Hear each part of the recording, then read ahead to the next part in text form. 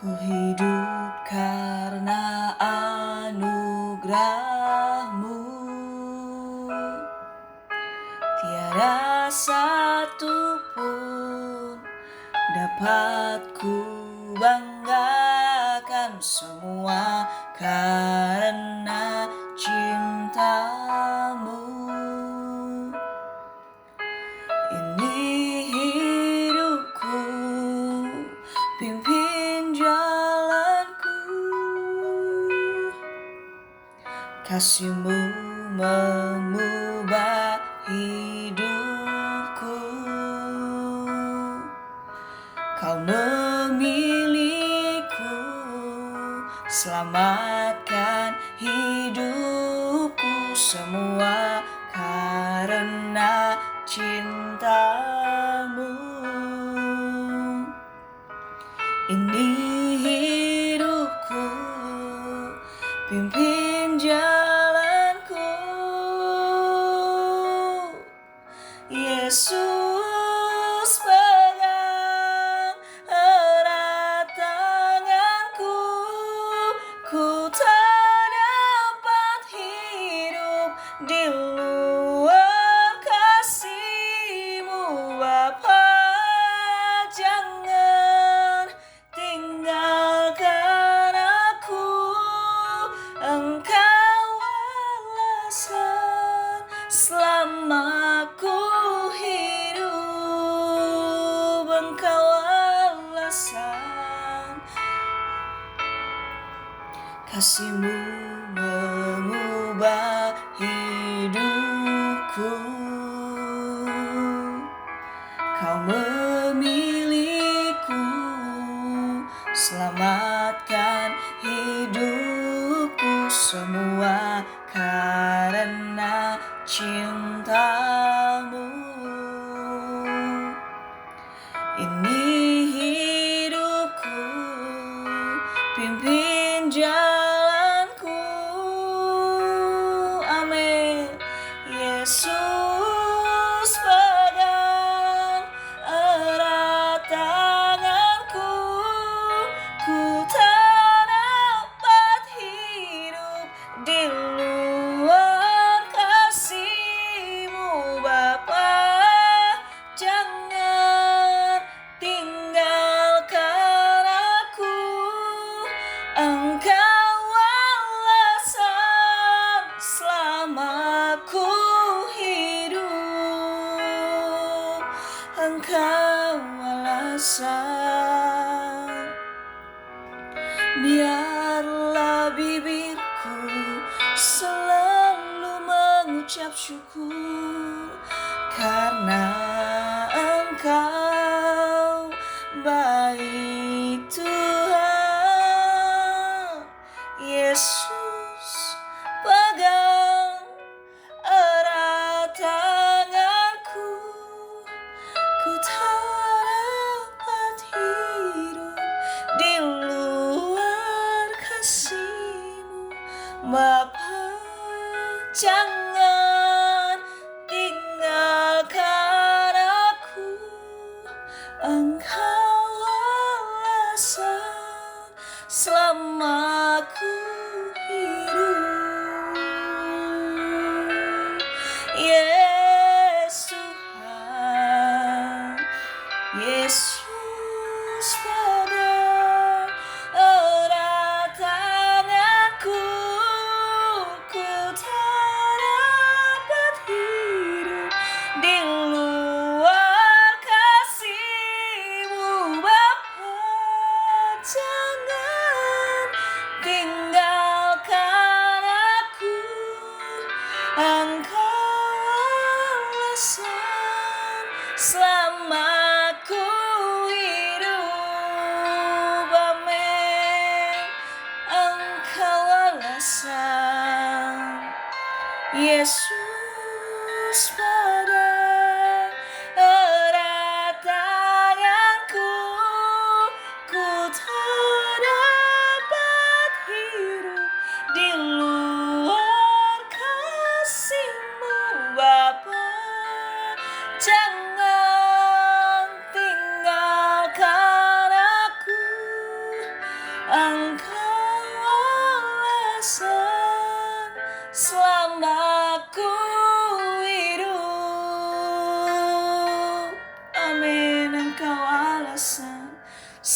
selama ku hidup. Engkau alasan selama ku hidup. Biarlah Engkau Tuhan menjadi satu-satunya alasan ku tetap bersyukur, ku tetap berharap, ku tetap menantikan Engkau melawat hidupku. Ku rindu Kau lebih dari segalanya. Biarlah hatiku terus bersyukur atas kebaikan-Mu, atas pengorbanan-Mu, atas kasih-Mu yang tak terbatas.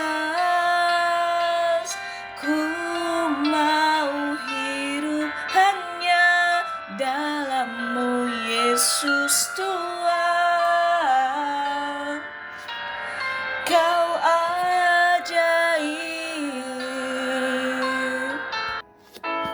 Shalom semua. Di pagi hari yang baru selalu ada kasih karunia yang baru dari Tuhan, dan Tuhanlah alasan kita hidup. Amin. Hari ini saya mau membagi kebenaran dari roti hidup dari Bapa kita yang baik, dari Mazmur pasal 30 ayat 3. Tuhan Allahku, kepadamu aku berteriak minta tolong, dan Engkau telah menyembuhkan aku. Jadi di sini bisa diartikan,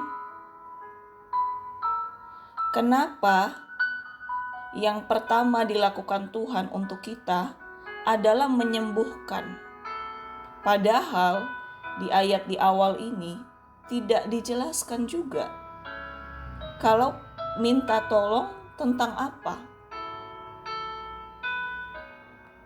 Minta tolong itu kan luas. Mungkin bisa minta tolong tentang keuangan, tentang pekerjaan, di luar kesehatan. Tapi kenapa di sini dikatakan Engkau telah menyembuhkan aku? Masa Tuhan menyembuhkan dulu? Maksudnya apa? Padahal mungkin yang diminta lain. Tapi kenapa menyembuhkan dulu yang Tuhan lakukan? Jadi di sini lebih dalam lagi, Tuhan tahu ketika kita minta tolong, kondisi hati kita bisa saja sedang sangat-sangat rapuh, atau terbebani, atau tertekan, bahkan mungkin sangat terluka.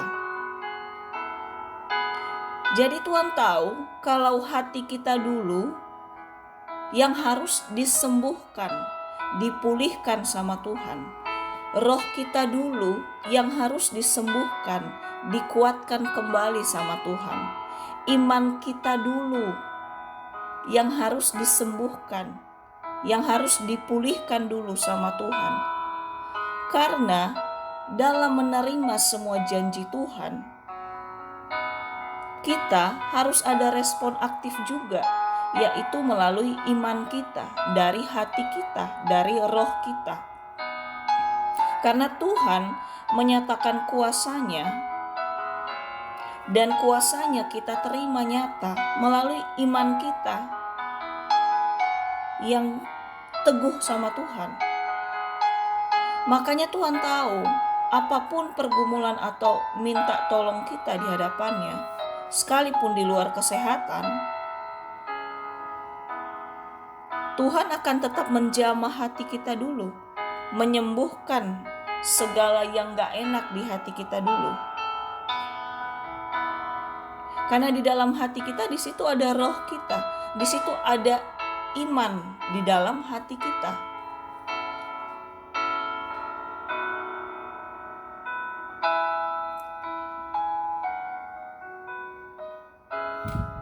Mungkin sering sekali kita bergumul apa, kita doa pagi, siang, malam, mengurangi waktu tidur malah demi doa puasa. Tapi kenapa seakan-akan jawaban Tuhan itu lama? Atau seakan-akan Tuhan gak dengar? Dan bisa aja kita sampai di zona lelah mendoakannya, lelah mengharapkannya. Dan ketika lelah berharap, disitulah celah iblis masuk untuk menyerang pikiran kita dengan berkata, kamu banyak dosa sih, makanya doamu gak dijawab. Kamu belum melakukan ini sih, makanya doamu gak dijawab.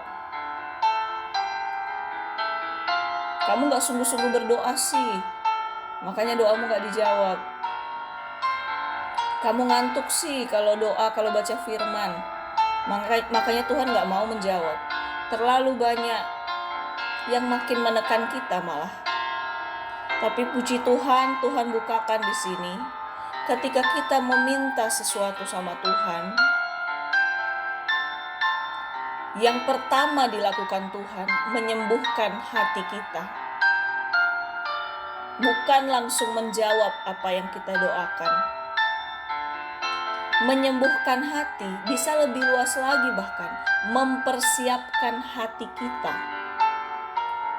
Supaya ketika kita menerima jawaban doa itu, hati kita tetap terpaut sama Tuhan. Tidak dibutakan sama jawaban doa itu, sama berkat-berkat yang kita minta itu.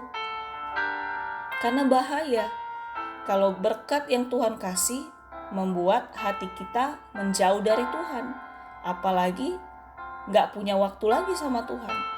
Karena berkat melimpah yang kita minta dijawab sama Tuhan. Atau berkat apapun lah. Setiap kita punya pengharapan masing-masing.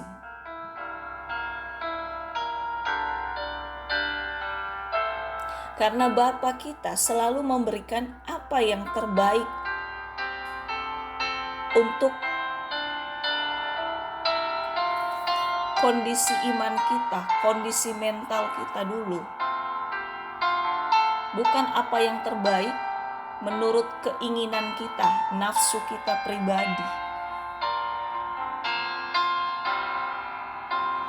Karena Tuhan tahu ke depan bagaimana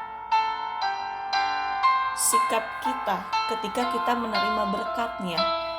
Tuhan jauh tahu ke depan. Kalau ke depan Tuhan tahu, kita malah makin kurang waktu sama Dia akhirnya. Malah makin lupa diri karena berkat yang kita terima.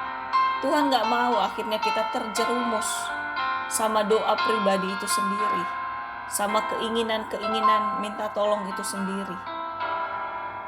Tapi ada juga kalau didoakan langsung Tuhan jawab, ya karena Tuhan tahu hati kita tidak sedang dalam kondisi perlu disembuhkan dulu. Dan ke depannya iman kita tetap teguh sekalipun doa itu sudah dijawab. Hati kita, mental kita tetap stabil, tetap dewasa ketika pun doa itu dijawab. Yang bisa menilai diri kita ke depan, jauh-jauh ke depan, Tuhan yang tahu. Kita gak bisa nilai diri kita 5 hari ke depan, 5 tahun ke depan, 10 tahun ke depan. Kita gak tahu, hidup ini berproses, tapi Tuhan tahu ke depannya bagaimana.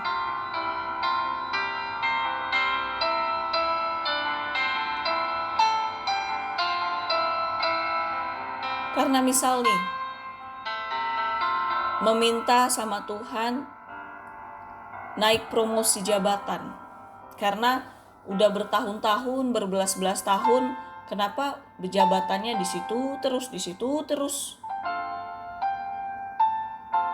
Tapi Tuhan tahu hati kita sedang penuh kritik, penuh kedengkian sama teman-teman sekerja kita yang gampang banget naik promosinya.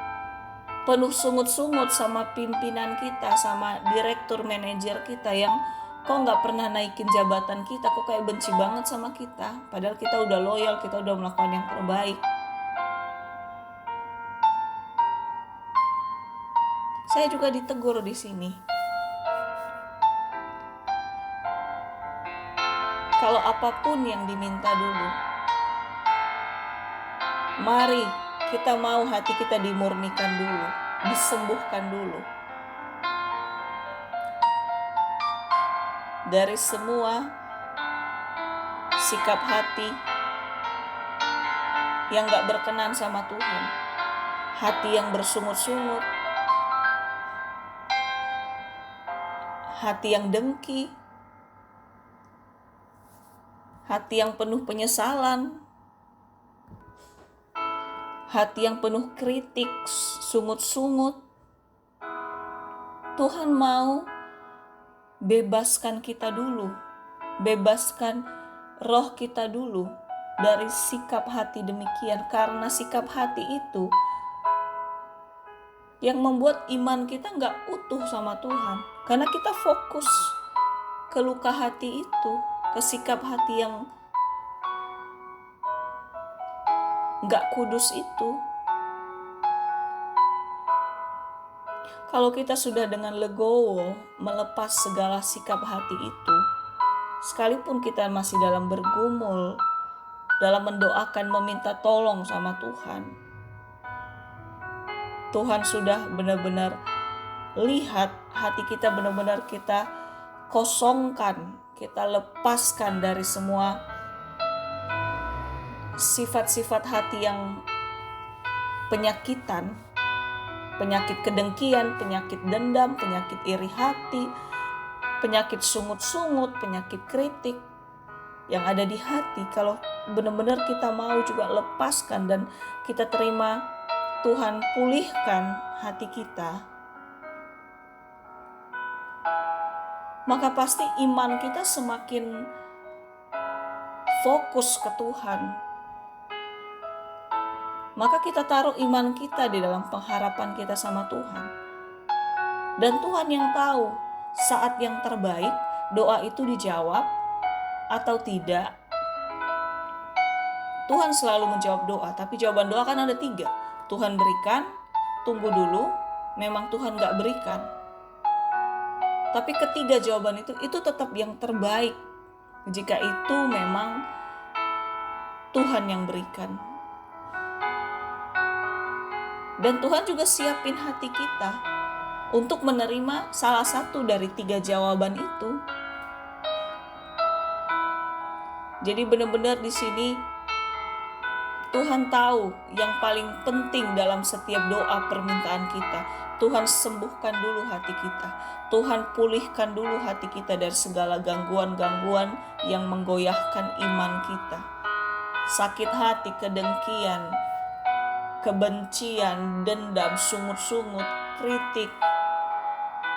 Itu seolah merongrong iman kita yang 100%.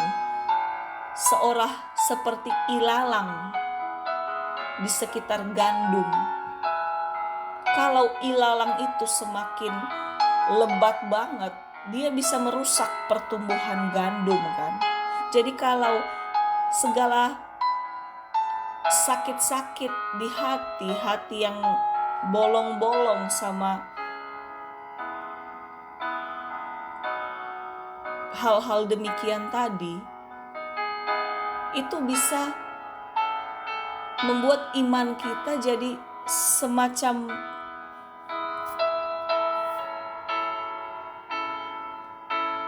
tertumpuk sama batu-batu kesedihan, sungut-sungut, kritik, dan membuat iman kita terhalang untuk tumbuh 100% kuat sama Tuhan. Ibarat ilalang tadi, Tuhan mau membereskan semua ilalang-ilalang di hati kita yang mencemari hati kita dulu. Karena kalau ilalang itu masih ada, batu-batu yang menekan iman kita itu masih ada, rasa dendam, rasa iri, sungut-sungut, kritik, kebencian masih ada, dan Tuhan jawab doa itu bisa jadi bumerang yang bahaya, akan jadi kesombongan, akan merasa, wah, doaku dijawab, doa orang lain gak dijawab. Kesombongan akan membuat ilalang itu makin besar malah ketika doa udah dijawab. Sikap-sikap hati yang gak benar di hadapan Tuhan makin merajalela malah kalau dia gak dimatikan dulu. Bukan hanya disembuhkan, dimatikan malah. Karena bahaya pertumbuhan iman kita atau sikap hati kita kelak kalau demikian. Jadi mari bersyukur karena Tuhan lebih peduli sama kondisi hati dan iman kita dulu.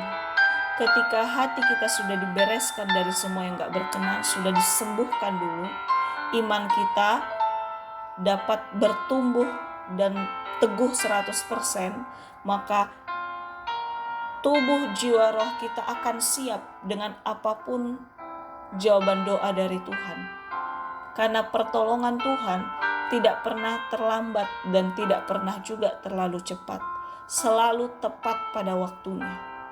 Bagian kita terus berharap dan bersyukur di dalam pengharapan itu. Tuhan yang tahu waktu yang terbaik. Jangan kita paksakan waktu yang kita mau. Karena kalau kita masih ingin memaksakan waktu yang kita mau, sama saja hati kita masih belum sembuh. Dan kalau hati masih belum sembuh, Tuhan akan terus berproses di situ, fokus di situ, maka akan semakin lama lah jawaban doa itu terjadi. Karena Tuhan mau hati kita dulu, roh kita dulu, iman kita dulu dibersihkan, dikuatkan kembali dari semua yang mencemari, dari ilalang-ilalang tadi. Amin. Tetap semangat ya kita ya. Terus di Mazmur 30 ayat 6. Sebab sesaat saja ia murka, tetapi seumur hidup ia murah hati. Sepanjang malam ada tangisan, menjelang pagi terdengar sorak-sorai. Jadi di sini dibukakan, Tuhan bisa sangat murka ketika kita melakukan hal-hal di luar kebenarannya. Tapi di saat bersamaan juga tetap kasihnya Tuhan lebih dari apapun. Kemurahannya lebih panjang kali lebar dari apapun. Dan di ayat ini dikatakan, sepanjang malam ada tangisan menjelang pagi. Terdengar sorak-sorai. Kenapa kayak kontradiksi? Malam beda, pagi beda. Jadi lebih dalam lagi, Tuhan bukakan sepanjang malam ada tangisan. Itu bisa berarti ketika kita akhirnya sadar, bahkan disadarkan akan perbuatan kita yang salah.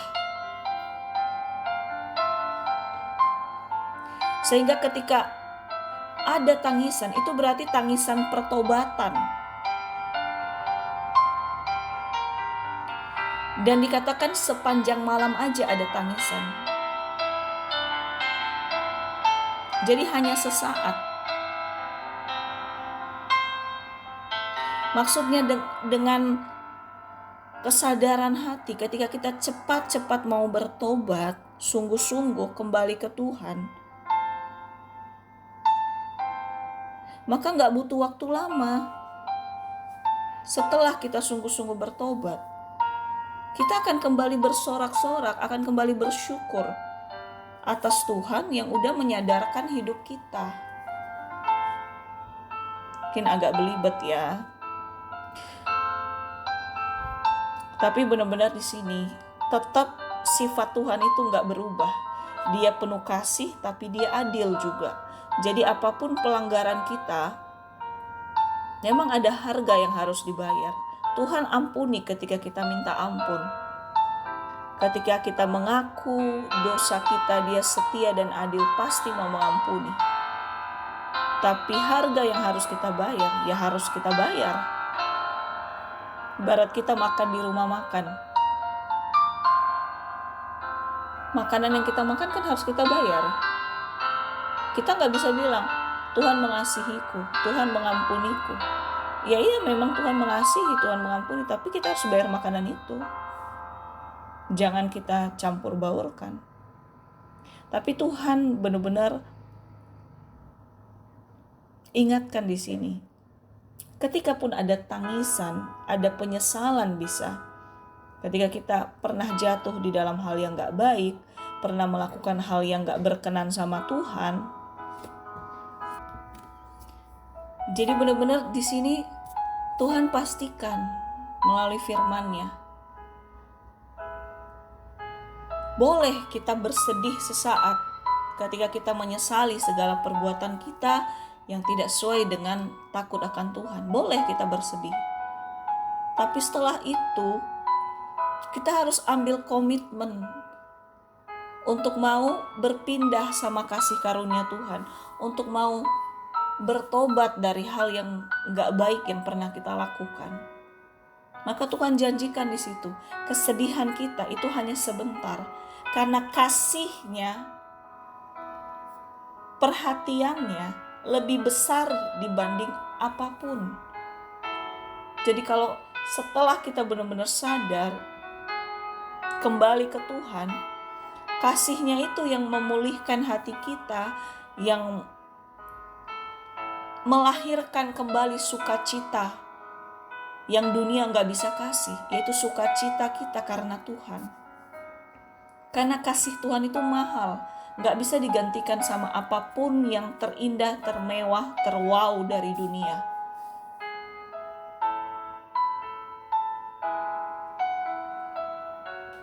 Jadi mari tetap kita rindukan setiap hari dalam hidup kita, apapun kondisi yang sedang terjadi, sekalipun kondisi bergejolak dalam semua sisi sekarang ini. Kemarin kesehatan, sekarang dari banyak hal lah. Dari semua harga-harga yang naik turun semua. Tapi benar-benar semakin kita berserah sama Tuhan, semakin kita melekat sama Tuhan, tetap ada sukacita Tuhan dari hidup kita, hati kita, bibir kita, pikiran kita dipenuhi sukacitanya. Jadi jangan kita berharap sukacita kita dari kondisi luar atau dari diri kita sendiri. Karena diri kita sendiri pun terbatas untuk membuat hati kita happy.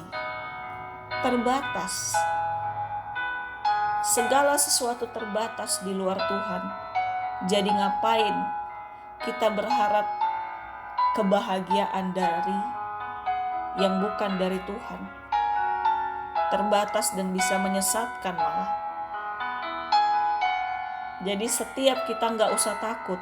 Saat pun kita pernah jatuh, gak apa-apa, sedih sebentar, langsung ambil komitmen bertobat sungguh-sungguh, langsung peluk Tuhan. Biarlah Tuhan yang mengubahkan kembali hati kita yang hancur, hati kita yang sedih, dengan hati yang penuh sukacita. Dan sukacita dari Tuhan semakin bertambah, bertambah, dan bertambah. Selama kita semakin bertambah, bertambah, dan bertambah melekat sama Tuhan, ke pokok anggur yang hidup. Amin. Terus di Mazmur 30 ayat 7. Dalam kesenanganku aku berkata, aku takkan goyah untuk selama-lamanya. Di sini diartikan, bukan hanya saat kita senang aja kita punya kekuatan. atau nggak gampang terombang-ambing. Padahal kenyataannya dalam kehidupan sehari-hari bisa saja perasaan kita sempat down, sempat tertekan, sempat terluka, atau sejenisnya. Tapi kuncinya di sini, ketika kita terus memandang Tuhan dan mengharapkan Tuhan yang terutama di hidup kita, maka rasa senang, rasa sukacita dari kasih Tuhan itulah yang menguatkan kita dalam keadaan kondisi hati bagaimanapun. Sekalipun sedang gak enak hati kita, tapi berharapnya kita sama Tuhan membuat hati kita tetap damai. Sehingga sukacita surga itu yang mengalir di hati dan hidup kita membuat kita tetap berdiri teguh dalam keadaan apapun. Dan pastinya bersamaan saat kita tetap berpegang percaya sama firman-Nya, yang pasti membuat kita semakin kokoh berdiri teguh dalam kondisi tidak mengenakan apapun, dalam kondisi tidak menentu apapun saat-saat ini. Jadi bukan saat kondisi hati kita senang dulu baru kita kuat, baru kita stabil. No, itu orang dunia yang gak mau takut akan Tuhan. Tapi di sini saat kondisi hati apapun itu, saat gak enak, tertekan, terhimpit, sedih, tapi di saat bersamaan dengan kesadaran penuh, ya beda kalau sedang kondisi koma ya. Dalam kondisi koma pun, asal roh kita masih tetap connect sama Tuhan, ya tetap bisa. Membangun hubungan sama Tuhan kan bukan hanya saat kita buka mata aja, enggak.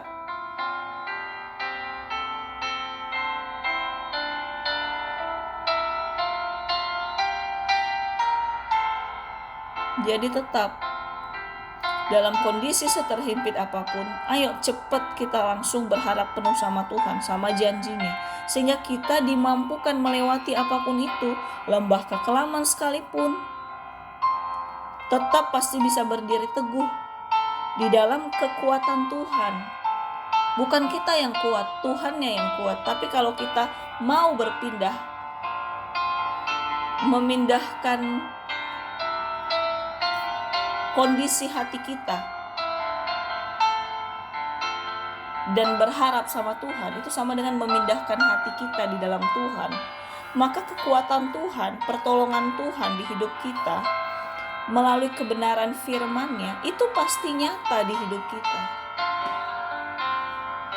Makanya kenapa dalam kondisi apapun ya tetap bisa tenang, tetap bisa stabil, tetap bisa melakukan hal-hal positif. Sekalipun kondisi hati lagi gak menentu, kondisi pikiran lagi gak menentu, kondisi di luar sekitar kita lagi gonjang-ganjing gak menentu. Tapi semua pilihan di tangan kita. Kita mau pilih ikut arus perasaan atau arus sekitar kita, atau kita pilih tetap di dalam cangkangnya Tuhan, di dalam cangkang kasih karunia-Nya, di dalam cangkang mujizat-Nya. Itu pilihan kita.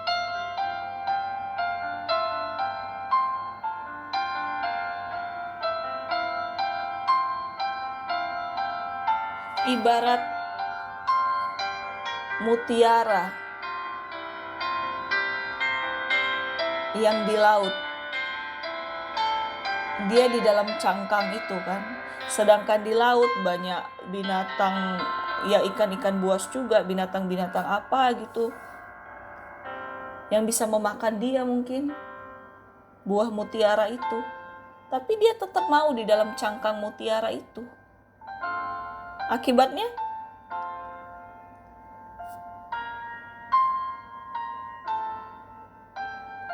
muncul menjadi mutiara yang mahal akhirnya. Sekalipun dia dibentuk di tengah lautan kan, tapi ketika dia sudah mahal, dia bisa sangat bermanfaat, disukai banyak orang, dan harganya, nilainya mahal. Jadi biarlah kita ibarat mutiara itu. Sekalipun di tengah lautan masalah, lautan ketidakpastian,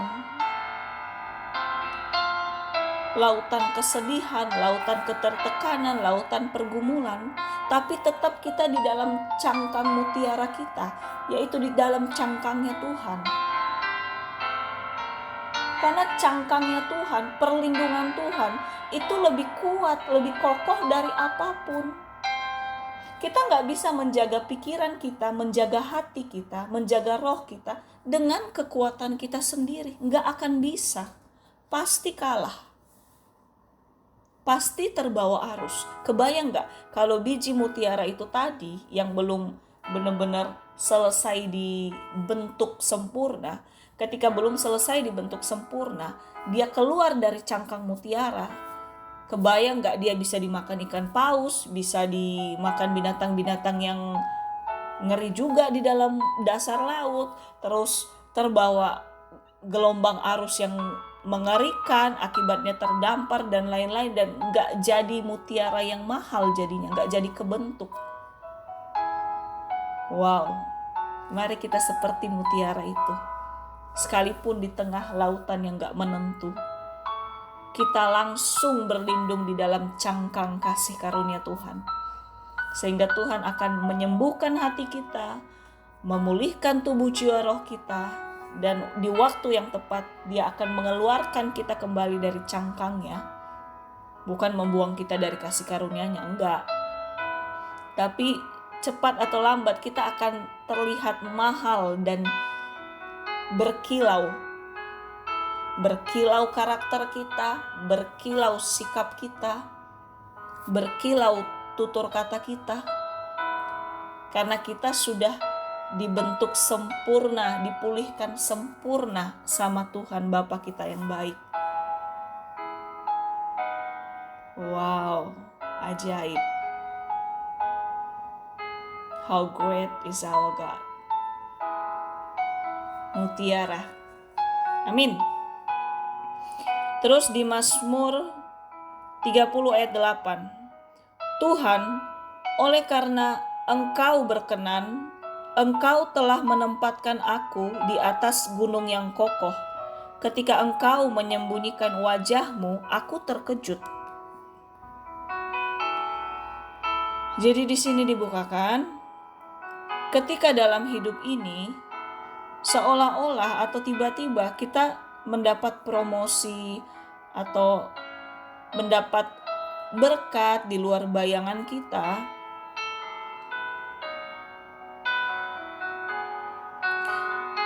atau ada sukacita yang tiba-tiba kita alami, percaya aja di balik semua itu karena Tuhan. Dan semua karena kuasanya, kasih-Nya yang sempurna untuk memberkati kita. Jangan pernah merasa itu karena diri kita sendiri, karena kok tiba-tiba datangnya. Kok tiba-tiba kita mendapat berkat itu, mendapat promosi itu, mendapat keuntungan itu. Jangan karena kita merasa karena kita sendiri. Jangan merasa karena wow kita lagi dihinggapi Dewi Keberuntungan. Enggak ada. Yang ada Tuhan yang membuat anak-anaknya berhasil dan beruntung. Hanya Tuhan Yesus. Amin. Jadi hati-hati banget kita dalam hidup ini. Jangan ketika tiba-tiba kita dapat yang wow seperti ibarat durian runtuh, dan sebelumnya kita gak pernah mendoakan itu, gak pernah menggumulkan itu, terus tiba-tiba kita dapat. Jangan kita jadi lupa diri, apalagi lupa Tuhan. Karena Tuhan bisa memberkati dengan tiba-tiba. Karena Tuhan tahu apa yang terbaik untuk kita, atau Dia mau kasih upah yang terbaik ketika kita di dunia pun. Atau Tuhan memang Tuhan yang surprise, yang suka kasih kejutan buat anak-anaknya. Karena Dia mau kita happy, kita sukacita. Jadi hanya dari Tuhanlah kita diberkati dan kita beruntung. Dalam apapun yang baik yang kita alami, kita terima, cepat, lambat, atau tiba-tiba, tetap bersyukur dan pastikan semua karena kasih karunia Tuhan. Sekalipun hati nggak feeling itu dari Tuhan, atau kita nggak doakan gumulkan itu, tapi kita dapat, itu tetap dari kemurahan Tuhan. Jangan kita sampai lupa prinsip itu. Karena segala sesuatu tidak mungkin datang tanpa sebab, tanpa pemberi. Tidak mungkin diberi tanpa ada yang memberi. Dan yang memberi yang baik, yang sungguh-sungguh yang baik, itu pasti hanya Tuhan, Bapa kita yang baik. Si jahat gak akan memberikan yang baik, tapi memberikan godaan atau kemudahan di awal bisa, supaya akhirnya kita jatuh, itu bisa.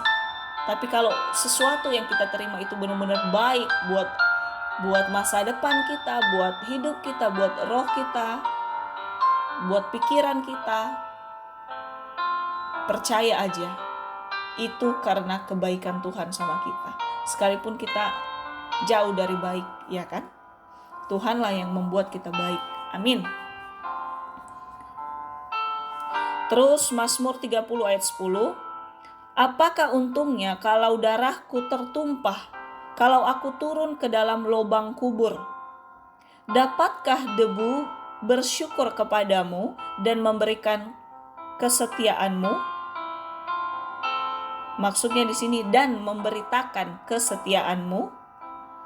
Di sini dibukakan lagi, apa sih untungnya kalau kita merusak kekudusan hidup kita? Kepercayaan yang Tuhan kasih sama kita di hidup kita.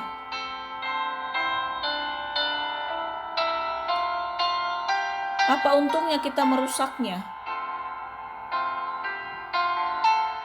Merusak sikap hidup kita yang benar sebelumnya, yang takut akan Tuhan sebelumnya. Karena kita merusak sikap hidup yang benar atau sikap hidup yang takut akan Tuhan, itu sama aja kita menuju lubang kubur loh. Karena melakukan segala sesuatu di luar kehendak atau kebenaran firman, itu sama dengan maut pada akhirnya. Bukankah upah dosa adalah maut? Jadi segala hal di luar atau melenceng dari kebenaran, bukankah itu dosa? Dan upah dosa adalah maut, dan maut adalah sama dengan menuju lubang kubur, kematian. Kematian ini bukan hanya jasmani, kematian rohani, kematian pengharapan, kematian sikap takut akan Tuhan, itu kematian juga jadinya. Lubang kubur. Makanya di sini diingatkan lagi, kalau kita itu dari debu dan tanpa roh Tuhan, kita tetap hanya debu yang sama sekali gak ada harganya. Dan tanpa roh Tuhan, tanpa mengandalkan Tuhan di hidup kita, bagaimana kita bisa tulus bersyukur? Apalagi bagaimana kita bisa menceritakan kebaikan Tuhan? Sama aja omongan kosong, omongan belaka atau munafik rohani. Jadi di sini benar-benar kita ditegur banget.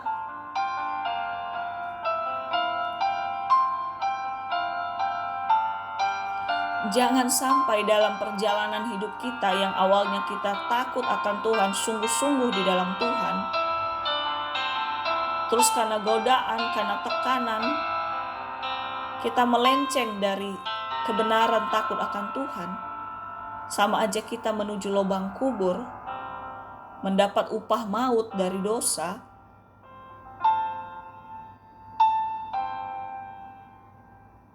Sekalipun kita masih tetap hidup, masih seolah masih rohani banget,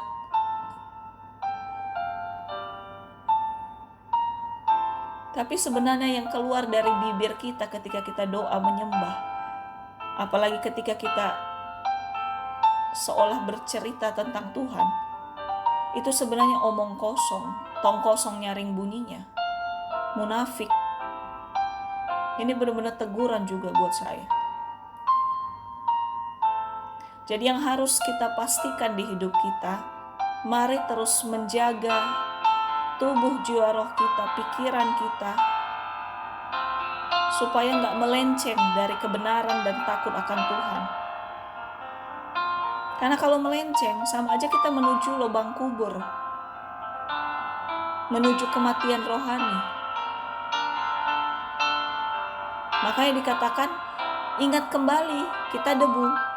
Kalau tanpa kita andalkan roh Tuhan, tapi kita seolah-olah masih rohani, itu sama dengan tong kosong nyaring bunyinya. Atau sok rohani tapi gak ada kuasanya lagi. Karena gak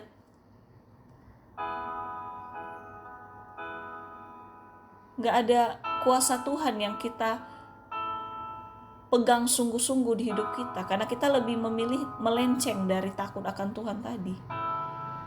Jadi ayo kita menjaga hidup kita dari awal sampai pada akhirnya nanti. Tetap teguh takut akan Tuhan. Mungkin kita pernah up and down di dalam takut akan Tuhan. Tapi tetap kita masih bisa memilih. Ayo kita pilih kembali di dalam perlindungan Tuhan. Kembali di dalam kebenaran akan Tuhan. Jangan kita pilih menuju lubang kubur. Jangan kita pilih dapat upah maut.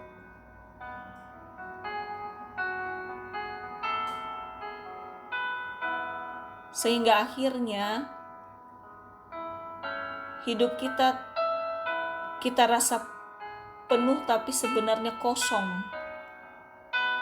Penuh akan hal-hal di luar Tuhan tapi kosong akan kasih karunia Tuhan. Karena Tuhan gak bisa dibohongi. Kalau hati kita menyimpang, hati kita penuh dengan benci sama Tuhan malah. Karena mungkin mukjizat belum terjadi, doa belum dijawab. Terus kita menyimpang dari segala sesuatu yang takut akan Tuhan. Halo, sama aja kita menuju lubang kubur.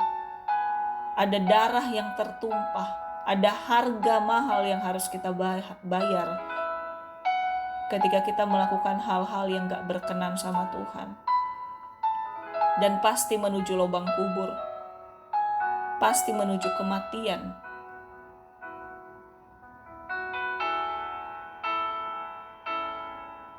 Jangan mau kita memilih dalam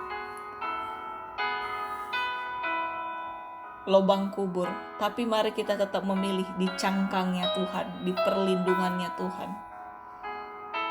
Amin. Tuhan tahu kedalaman hati kita. Jujur aja ke Tuhan apa kondisi hati kita, biar Tuhan yang pulihkan, biar Tuhan yang sembuhkan. Tapi jangan kita melakukan hal yang gak berkenan karena hati kita sedang terpuruk. Salah banget.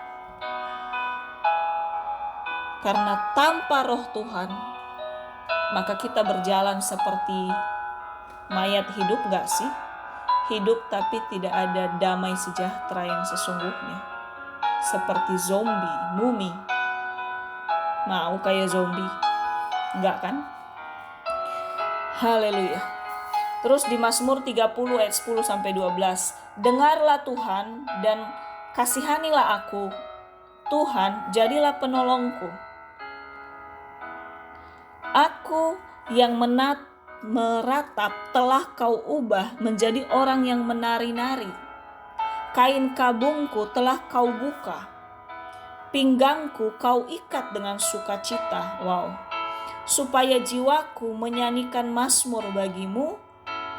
Dan jangan berdiam diri, Tuhan Allahku. Untuk selama-lamanya aku mau menyanyikan syukur bagimu. Jadi di sini diingatkan jangan pernah kita berhenti berseru sama Tuhan untuk mengharap segala sesuatu yang terbaik dari Tuhan. Jangan berharap pada dunia atau orang lain sekalipun, karena Tuhan penolong kita satu-satunya. Biarlah Tuhan menjadi alasan kita hidup. Dan di dalam Tuhan ratapan kita diubah jadi tari-tarian. Kain kabung dibuka bukan maksudnya sedang ada yang meninggal, no. Tapi kain kabung dosa, kain kabung ketertekanan, kain kabung kehancuran hati, itu Tuhan robek, Tuhan bakar kain kabung kita itu. Dosa itu dibakar, kesedihan itu dibakar, hancur hati itu dibakar, dirobek dan dibakar kain kabung itu sampai tidak bersisa. Sehingga pinggang kita diikat oleh sukacita, hidup kita diikat dalam sukacita Tuhan. Amin. Dan di saat itulah tubuh, jiwa, roh kita gak mungkin tidak terus mau mengandalkan Tuhan, gak mungkin tidak mau untuk bernyanyi sama Tuhan, gak mungkin berhenti untuk bermazmur sama Tuhan, bersyukur sama Tuhan selalu. Karena Tuhan udah melepaskan kita dari kain kabung dosa, dari kain kabung keterikatan sama segala hal-hal yang menjerumuskan hidup kita sebelumnya.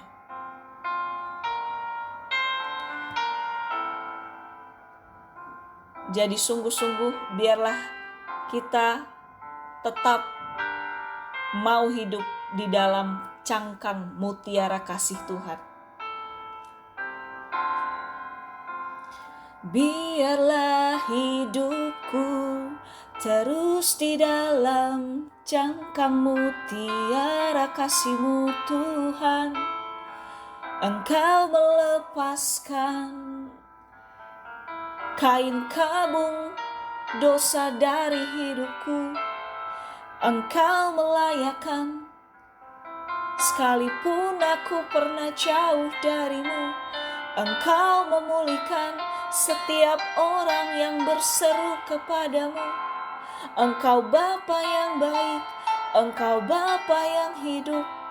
Sukacita surgamu melimpah tertumpah di hidupku. Biarlah orang sekitarku juga suatu saat nanti merasakan sukacita yang Kau berikan di hidupku. Tuhan Yesus baik, Tuhan Yesus ajaib, Bapa yang setia untuk selamanya. Tuhan Yesus baik, tetap semangat, mari tetap hidup di dalam cangkang mutiara kasih-Nya Tuhan. Haleluya, amin.